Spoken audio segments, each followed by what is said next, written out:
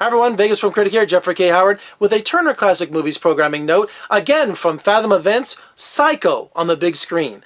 No, not the one that Gus Van Sant and Vince Vaughn did. No, this is the original Alfred Hitchcock, back on the big screen, and the dates are pretty cool because it's September 20th, so it's coming up in the fall. What a great way to kick off the fall, to see Psycho back on the big screen. Now, this movie changed Hollywood big time because, one, Hitchcock was not only the master of suspense, but he was the master of marketing. So he would, unlike William Castle, who kind of took it to extremes, who would like sell you life insurance because, you know, in case you died during his movies, like The Tingler or all these kind of gimmicks, Hitchcock did the same kind of thing with Psycho. He wanted to make sure that people didn't know the ending or what was going on in the movie because, I don't know if is this a spoiler alert if you haven't seen Psycho, is that, you know, our main character dies 45 minutes into the movie. So I don't know if I'm not, you know the shower sequence, it's famous. But that was unheard of back then. And not only that, he posted all kinds of standees and newspaper advertisements saying no one will be admitted once the movie starts. And he also pleaded with you, do not tell people the ending of the movie because, you know, the ending is this big twist with Anthony Perkins playing Norman Bates.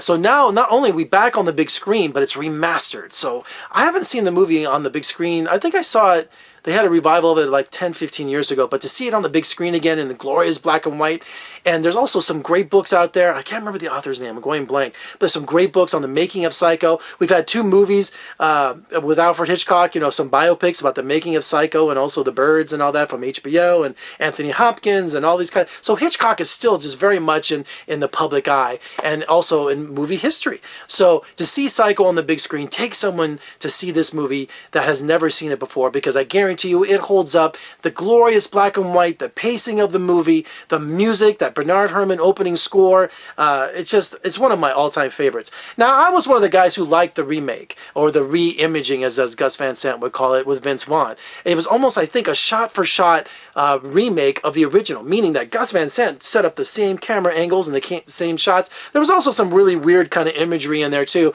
but I thought he took Norman Bates' character, he stayed faithful to the original, but also did his own little take on it. So I like the original, but I like the remake too. So all right, so the date for Psycho on the big screen from Fathom Events, and what Fathom does is they show movies across the country, like 500 theaters, 2 or 300 theaters, or whatever it is, so we can all see it at the same time. And the date is, I have it written over here, September 20th, to see Psycho on the big screen.